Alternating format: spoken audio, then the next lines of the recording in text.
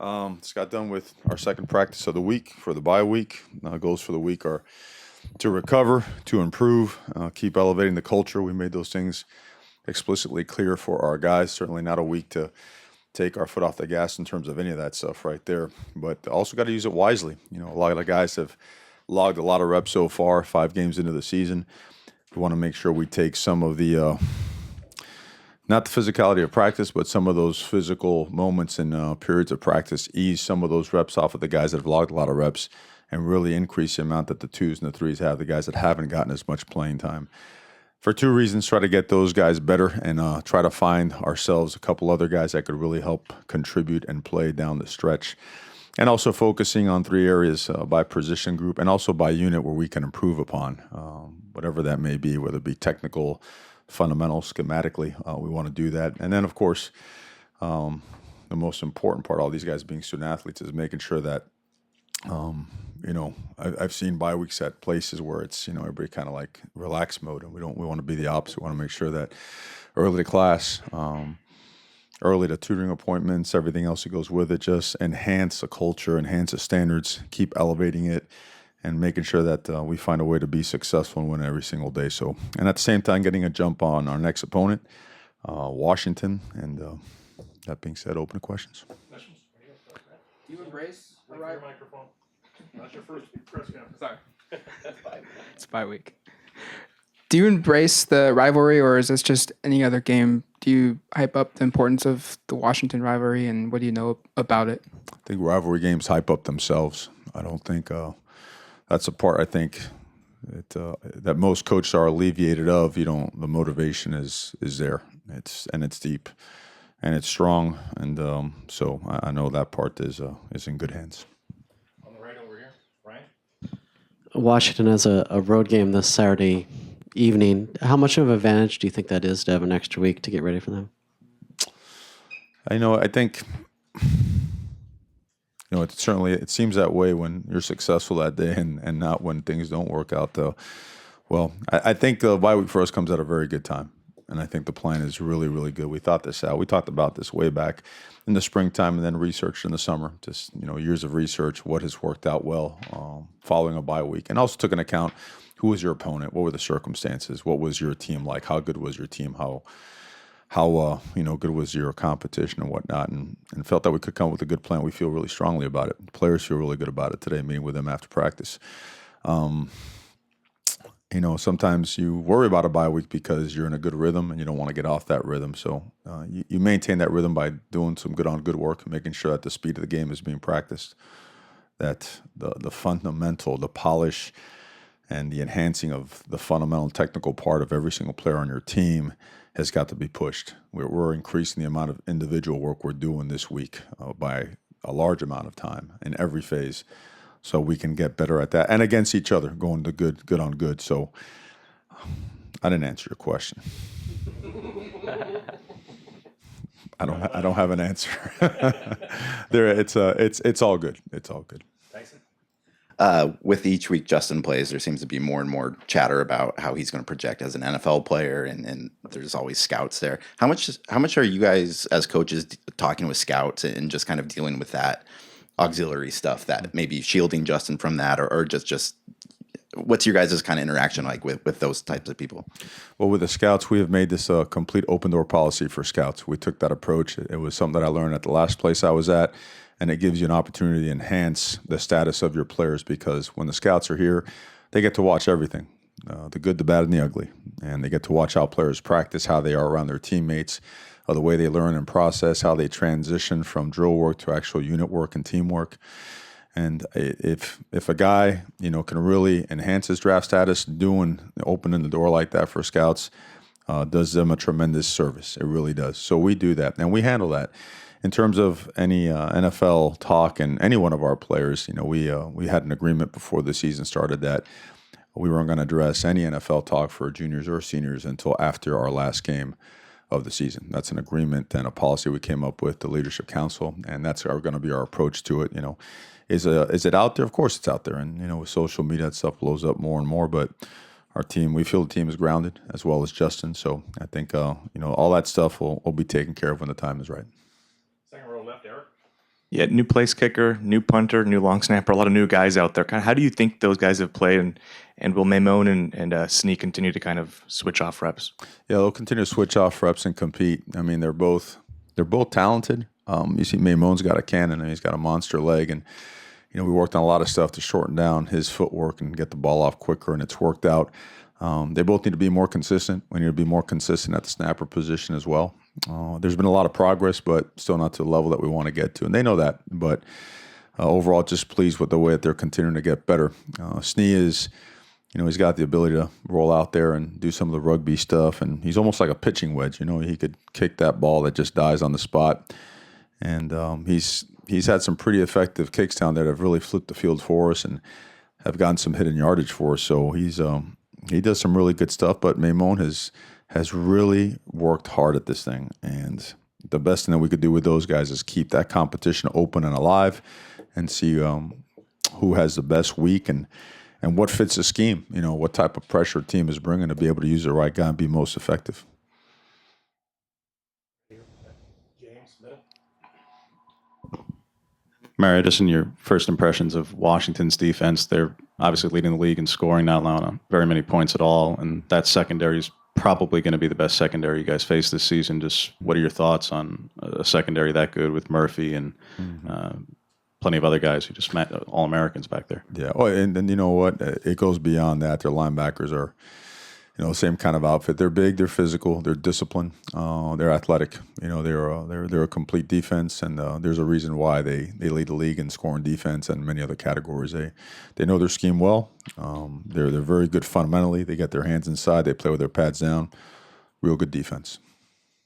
Front left, Tyson. Is Tabari fully healthy at this point, or what's kind of keeping him from kind of fully realizing? Earlier in the season, you said you expect him to be a big part of this offense, and we just haven't seen him out there. Well, we expect everybody to contribute in some way or another. He is doing more extensive rehab work this week, and he, like everybody else, we're going to be involved in some type of competition at their position. He's done some good things, and we're going to keep that competition alive at the receiver position. I mean, Jalen Rudd's done a really good job. Obviously, Dylan Mitchell has had 2 explosive games, so his schoolers played good football for us. So that really kind of sums it up right there. I think for all our guys, they understand the competition is open, and we're going to keep trying to do the best by our guys to get the guys out there that can make plays.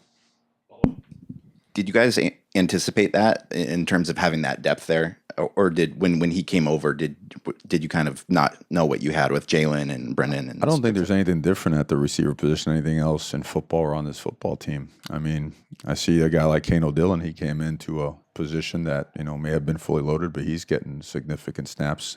He worked his way into it and has stayed healthy. Dallas Warmack came into a pretty stout offensive line and has worked himself into playing time. Tabar has come here. He's had some reps, and he's done some really good things and needs to work on some other things. But that really, there's nothing big or little to it, just kind of playing it out as guys earn playing time. All the way back in the back. And Coach, your offense had 7 points in the second half last game. Mm-hmm. Are you making it like a point of emphasis to kind of keep the foot on the gas pedal against a very good secondary coming up in next week and a half? You keep that's going to be a point of emphasis regardless of who the opponent is. 7 points the second half is certainly not good enough. We had an opportunity. We're driving and we fumble on one. Our next drive, we get down in the red zone, and we have a pretty, I wouldn't say an easy conversion, but we have an opportunity to convert a third down, and we drop one. We don't connect. Could be the pass, could be the drop. And we settle for a field goal, and we miss it as well. So those two things kind of could have kept us right on track in terms of how we were scoring. Our numbers per game as so far this season. And then we got the ball at the 3-yard line, and we chewed about 7 minutes off the clock. And a lot of that's purposefully because felt our defense was gassed.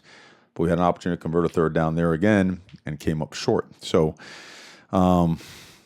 we got to do a better job executing. We got to do a better job teaching it so it gets executed well. I addressed the other day I mentioned you don't make it a panic situation because it's drawn up well. It worked well in the first half, and the tweaks were designed to work well in the second half.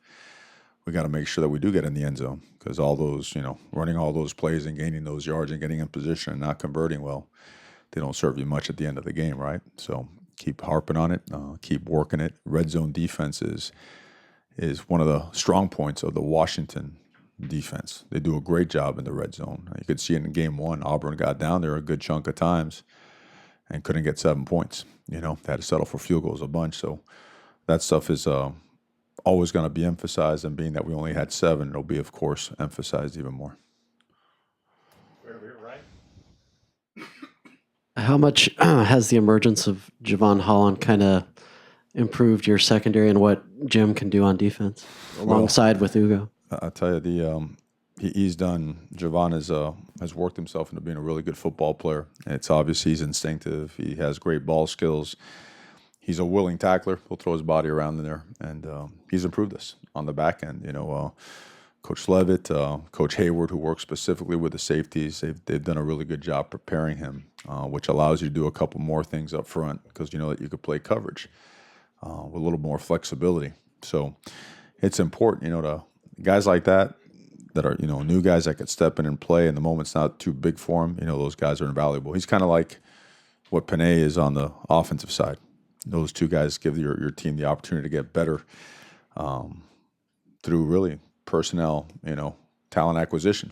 And but he is a student of the game. He's got some things he's got to work on, and he knows that. You could coach him hard, really hard. He was raised the right way, and he's been pushed hard. So his fit to the culture was pretty seamless. Middle, James, you still need it?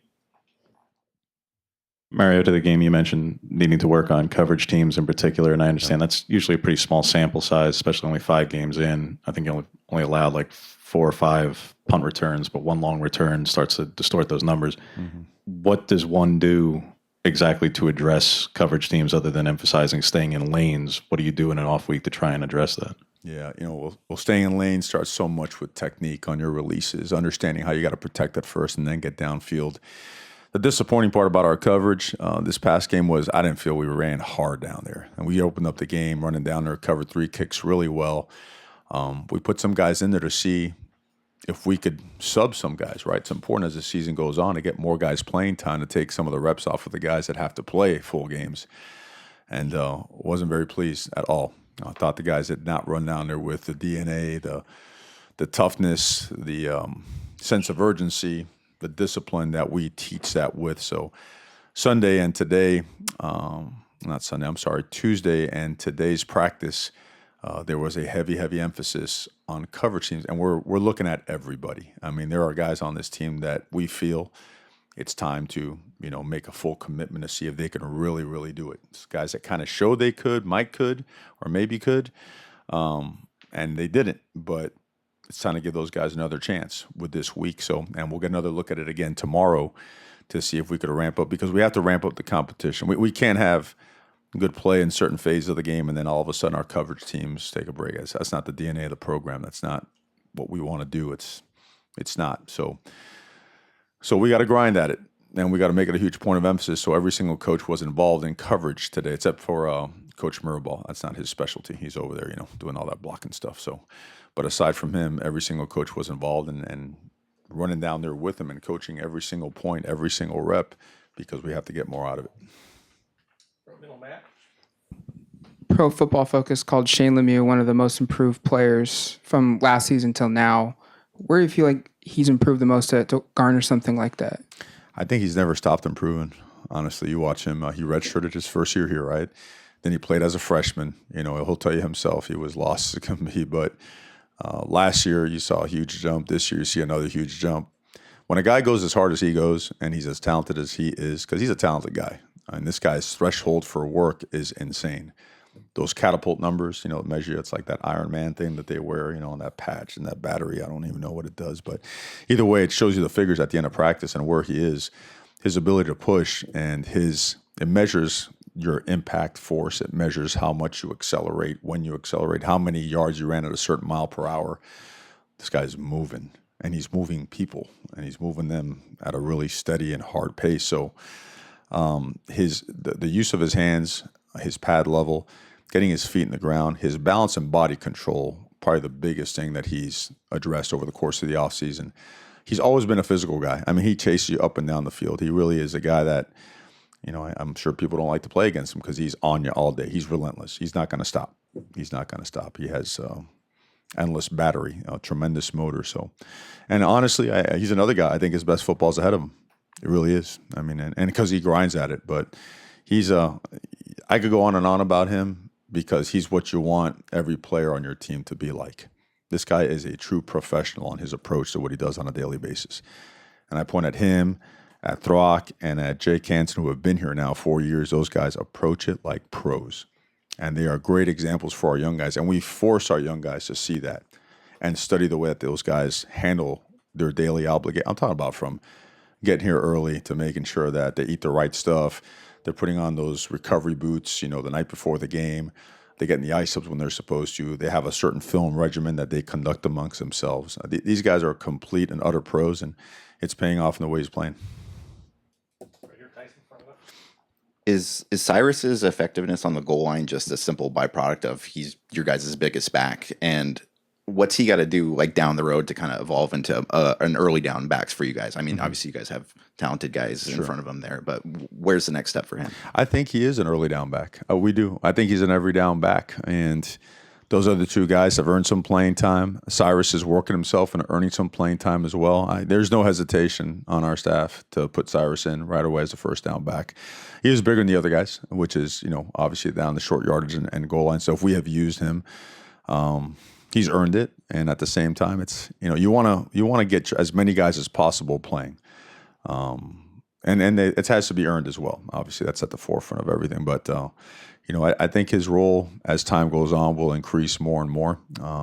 The guy's like a tremendous special teams player as well. A lot of juice, well respected by his teammates. He's got, for a freshman, he's got a good-sized role on this football team. He really does. Very valuable guy. Middle, Matt.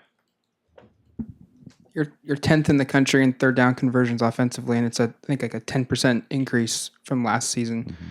What do you attribute the improvement for? Can you maybe explain what your guys are doing well in that situation? Yeah, well, attention to detail on first and second down is getting us into more manageable third downs. That's number one, right? Your third down conversion will always be related to what you do on the previous couple of downs. Protection, I would say the way we finish, the way we game plan, the way our players take in the game plan, the way they study it, our processes leading up all the way to game day and through game day. There's a lot of stuff that goes into it. Third down efficiency is, as you know, if you look at college football, success on offense has been greatly attributed to third down efficiency and explosive plays, right? And those are two things that we made it a goal to lead the conference and lead the country in as best that we can. So the work is paying off. We put a lot of, third down is such a different down, right? The red zone is such a different situation. Those are two things that we're always going to spend an extraordinary amount of time on, and you'll see that we're probably very different on third down than what you see us do on first and second down. We don't. We take a lot of pride in that, and we feel that we can be better. We feel that we could be a lot better, so we got to work at it harder. Time for two more. Over here, Ryan. Mario, fair or not, since the playoff was put into place, the national narrative usually focuses on which teams are going to be in the playoff, and once you lose a game like Washington at Auburn or Stanford at Notre Dame, you're going to kind of get out of the mix there, at least from a perception standpoint. How important do you think it is for the Pac-12 to get in there every year, and how hard is it with 9 conference games? I think it's important. I think for us, because we have 9 conference games, every single week's a playoff game for us out here. I think if anyone looks at any differently than that, or if anybody starts looking past that, you're going to step in a pothole. You're going to trip and fall. The Pac-12 is too competitive. There's too much parity in the Pac-12 to look on down the road. Is it important to get in there? Absolutely. And it's everybody's goal. We all want that. So I think the drive behind it, the work that's going on behind the scenes to get there, it's always going to be relentless. It's a big goal for all of us, and it should be. I don't think you temper expectations. I don't think you try to. I don't know. I think the playoffs are a great thing. I was lucky enough to be a part of it for a few years, and we that's one of our big goals as well. So I think heck, it's there for a reason. There's a lot of research behind it. Let's do our best so we can get there. In the middle, James, last question. Before the season, Washington's receiver core had a lot of questions, just didn't have a lot of proven weapons. But right out of the gate, Aaron Fuller has quickly emerged for them. And in that opening game that you referenced, he really ate alive one of the better secondaries in the country. And across the board, it wasn't just one player. Some of the better guys in coverage in college football, he matched up with unbelievably well for a 5'11" receiver. What do you think of that matchup of trying to defend a guy who's quickly emerged this way? Well, we've had to defend some pretty good ones the past couple weeks.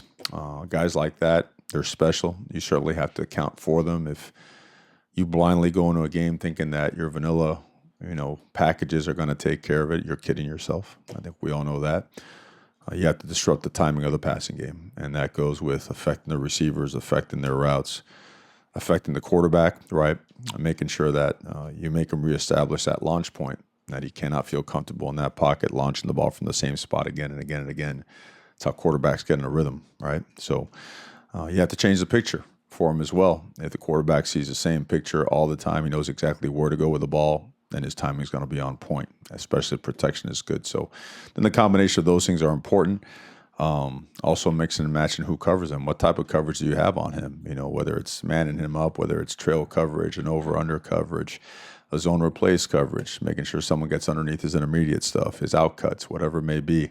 There are answers, and you got to make sure that you dial up and practice your best answers and hopefully call them at the right time. Thank you, Coach. Okay, guys, thank you.